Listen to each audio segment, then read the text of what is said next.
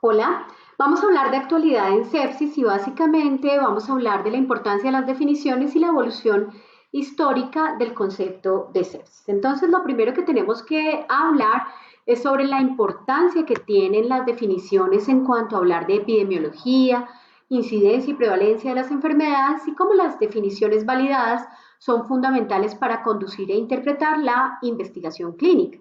De tal manera que los estudios, por ejemplo, mostraban que una unidad de cuidado intensivo tenía una mortalidad del 40%, mientras que otra unidad tenía una mortalidad del 10%. Y resulta que probablemente los pacientes eran diferentes y estaban comparando diferentes categorías de pacientes. Entonces, cuando vamos a hacer un enrolamiento adecuado de los pacientes en los estudios de investigación y vamos a definir entonces pronóstico, severidad y mortalidad, es mejor que tengamos una adecuada definición y además poder enmarcar los manejos avanzados. La primera definición de sepsis viene de Hipócrates, que hablaba de la descomposición biológica del cuerpo, que era peligrosa y de mal olor, y significaba en el griego putrefacción y putridez. Pero cuando miramos la evolución histórica de las definiciones en sepsis, tenemos que en el año 1991 se generó la primera conferencia del consenso, en la cual hablaron de términos como el síndrome de respuesta inflamatoria sistémica, hablaron también del concepto de piro, en el cual se tenía muy en cuenta el inóculo, la patología y la virulencia del germen y las defensas y características propias del huésped. También se habló de sepsis severa, shock, septicemia y otros dos términos como el CARS y el MARS que en este momento no están incluidos en la definición. El año 2001 es muy importante porque aparece el protocolo de Rivers de terapia para hacer una adecuada reanimación guiada por metas, además que aparece la primera campaña sobreviviendo a la sepsis y se genera la segunda conferencia del consenso. Hay actualizaciones de la Surviving Sepsis Campaign en el año 2008 y 2012 y posteriormente hay un hito muy importante en la investigación que son los artículos de cuidado usual versus reanimación guiada por metas, que son el PROCESS, el ARISE y el PROMISE, publicado en 2014 y 2015. Pero el año 2016 es muy importante porque por una parte aparece la última versión de la campaña sobreviviendo a la sepsis, pero adicional a esto se genera el Sepsis 3, que es la tercera conferencia del consenso, que es el tema principal del día de hoy. Por otra parte, en nuestra próxima charla vamos a hablar un poco más de la evolución de la reanimación hídrica, del soporte vasoactivo y de los antibióticos y cómo pasamos de tener unos pacientes muy hiperdinámicos, hipervolémicos, hiperreanimados, con ventilación mecánica, con altos volúmenes corrientes, para luego pasar a una reanimación guiada por metas, buscando unas metas como son la depuración del lactato, mantener una presión venosa central entre 8 y 12 centímetros de agua, presión arterial media por encima de 65 milímetros de mercurio y saturación venosa central por encima de 70. Y luego nos damos cuenta que menos puede ser más y hablamos más de un uso racional de los fluidos y de brindar el mejor cuidado usual. Y empezamos a hablar además de la reanimación adecuada guiada por perfusión y vemos cómo empiezan a aparecer otras estrategias para ver hipoperfusión, no solo el lactato, sino también el delta de CO2 y otros estudios de examen clínico como ver el llenado capilar, que nos lo mostró el Andrómeda Shock Trial, y empezamos a ver estos cambios y hacer una reanimación óptima adecuada guiada por perfusión. Entonces, el día de hoy vamos a hablar exclusivamente de las definiciones y su validación. Entonces vemos que en 1991 hablábamos de SIRS como el síndrome de respuesta inflamatoria sistémica cuando teníamos dos o más de los siguientes. Tener fiebre o hipotermia, fiebre definida como una temperatura mayor de 38 grados centígrados, hipotermia como una temperatura por debajo de 36 grados, taquicardia, una frecuencia cardíaca por encima de 90, frecuencia respiratoria mayor de 20, que es polipnea o taquipnea, y barrer CO2, que es tener una PaCO2 por debajo de 32 para nivel del mar, y tener ya sea leucocitosis o leucopenia. Y cuando teníamos SIRS más un foco séptico, entonces hablábamos de sepsis. En el 2001 ya empiezan los grandes grupos a darse cuenta que hay una respuesta multifacética a ese agente infeccioso y que puede ser amplificada por factores endógenos y se empiezan a dar cuenta que hay características del paciente que pueden generar una respuesta de mayor o menor grado. Y en ese mismo año 2001 se profundiza un poco más el concepto de shock séptico como una falla circulatoria aguda relacionada con sepsis y también amplía un poquito el concepto de hipoperfusión. Pero entonces hasta este punto, ¿qué tenemos? tenemos que los pacientes con respuesta inflamatoria sistémica y una infección estaban sépticos. Sin embargo, había pacientes que no hacían SIRS y había pacientes que a pesar de tener SIRS, como que no estaban infectados. Y también teníamos, por ejemplo, dos pacientes exactamente iguales, ambos con una pielonefritis, ambos por una Escherichia coli BLE, por ejemplo, y uno de esos pacientes está en una habitación de un hospital con un poquito de suero y con su antibiótico endovenoso, pero camina, come y hace una vida normal, mientras que por otro lado tenemos un paciente con el mismo germen, la misma pielonefritis, la misma Escherichia coli BLE, pero ese paciente está en la UCI y está en choque séptico, en disfunción multiorgánica, requiriendo diálisis y soporte vasopresor. Entonces viene la duda, si es la misma infección y el mismo germen, ¿por qué este paciente está muriendo y este no? Es entonces cuando aparecen iniciativas para mejorar las definiciones y aparece, por ejemplo, la importancia de esta generación previa al tercer consenso, que es enfocarse en las deficiencias del modelo que se estaba manejando para la época. Entonces, lo primero es que hay un enfoque excesivo en la inflamación, hay una confusa progresión de sepsis severa shock séptico y no es claro en qué momento el paciente hace un colapso cardiovascular y fallece, y que los criterios de SIRS pueden tener baja sensibilidad y especificidad y que hay discrepancias entre incidencia y mortalidad, lo que les decía al principio, que en una UCI se mueran el 10% y en otra UCI el 40%.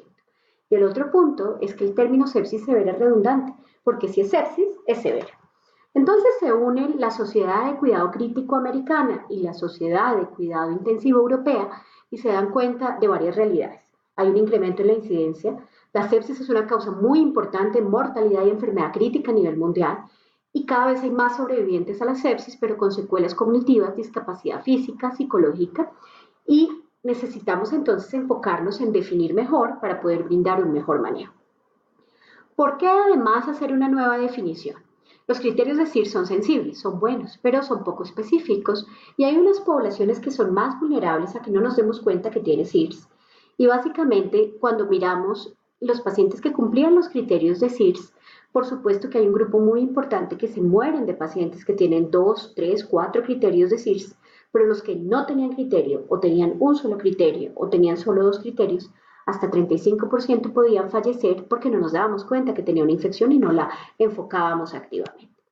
Entonces aparecen las nuevas definiciones publicadas en JAMA, ahí ven la referencia en la diapositiva, 2016, que es la tercera definición de consenso internacional para sepsis y choque séptico o el tan llamado sepsis 3.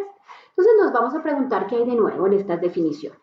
Lo primero son los conceptos, lo segundo la evaluación de la disfunción de órgano, lo tercero, que se disminuye el enfoque excesivo en inflamación, es decir, no nos enfocamos tanto en el SIRS, pero por otra parte se excluye el término de sepsis severa, porque si es sepsis, pues es severa. Entonces, la definición actual es la siguiente. Sepsis como una disfunción orgánica potencialmente mortal causada por una respuesta disregulada del huésped a la infección.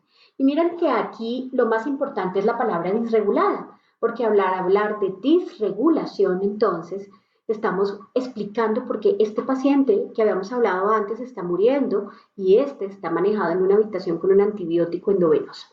¿Por qué? Porque tuvieron diferente reacción frente a una infección. Y para definir shock séptico tenemos que hablar de un subgrupo de pacientes con sepsis, en los cuales el sistema circulatorio y las anormalidades del metabolismo celular son suficientes para incrementar la mortalidad y son aquellos que a pesar de una adecuada reanimación hídrica y haber logrado la normovolemia, requieren vasopresores para mantener una presión arterial media por encima de 65 milímetros de mercurio y un concepto muy importante, la hiperlactatemia.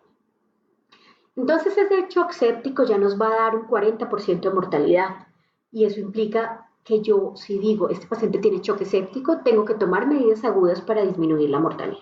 Entonces hablamos de que es refractario a fluidos, que está en el contexto de sepsis, que requiere vasoactivos y que se asocia a una disfunción celular que puede ser vista a través de la hiperlactatemia.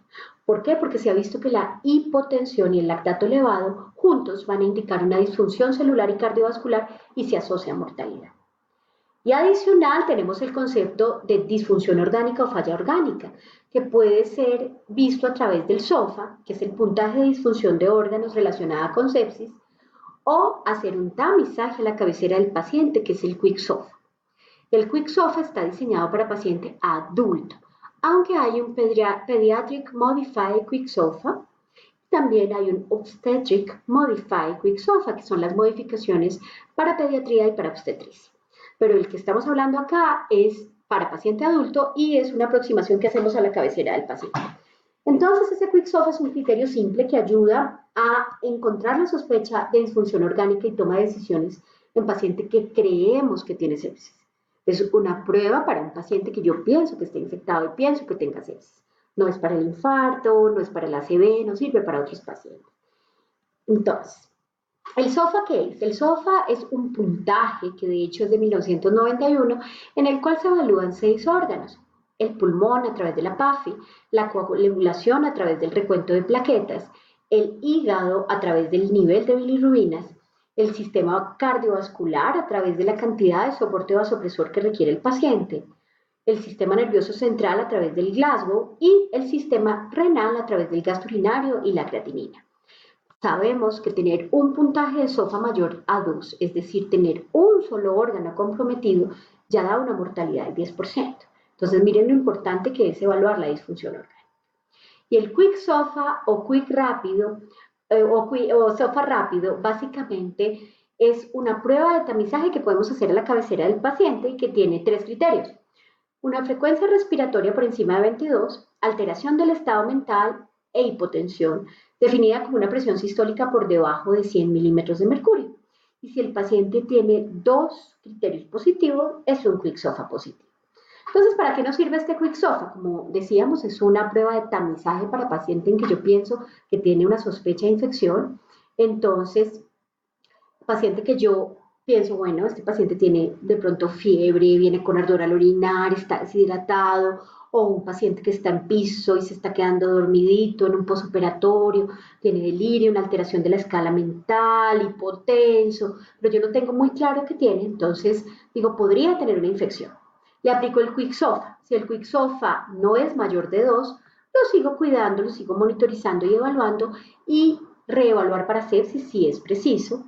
Pero si ese Quick SOFA está por encima de 2, por ejemplo, porque tenga alteración del estado mental y una presión arterial sistólica en 90, entonces es un Quick SOFA positivo.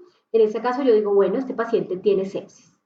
Esto me sirve para la definición y por supuesto inmediatamente voy haciendo una reanimación apropiada con fluidos, antibiótico, todo lo que vamos a ver en la próxima charla del manejo apropiado de la sepsis, pero al mismo tiempo, en ese subgrupo de pacientes que yo pienso que tiene sepsis y que le estoy evaluando la disfunción orgánica ya con todos los paraclínicos del SOFA, si ese paciente lo reanimo adecuadamente, le doy un adecuado volumen, restauro la normovolemia y sigue requiriendo vasopresor o sigue en choque o persiste con un lactato mayor a 2, se llama choque séptico.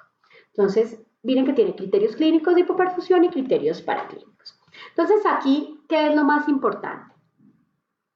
Hay unos factores del patógeno, que es la virulencia del germen, la bacteria, el inóculo, si es gram negativo, gram positivo, la cantidad de lipopolisacárido o glicopéptido que entró al cuerpo y que está reaccionando con mis células presentadoras de antígeno. Esa es como la parte del patógeno como tal. Por otra parte, la persona, el huésped o el paciente tiene además unas variables como son el sexo, la raza, la genética, la edad, si está inmunosuprimido o no, si es diabético o no, si tiene cáncer o no, todas sus comorbilidades y medicamentos. Y esa interacción va a generar que esa persona tenga dos opciones. O hace una infección, que es el paciente inicial que les conté, que tiene una respuesta regulada, o hace sepsis, en la cual yo tengo una respuesta disregulada más una disfunción de órgano, cumpliendo así el criterio de sepsis. Entonces, la primera parte es ¿por qué fue necesaria una nueva definición?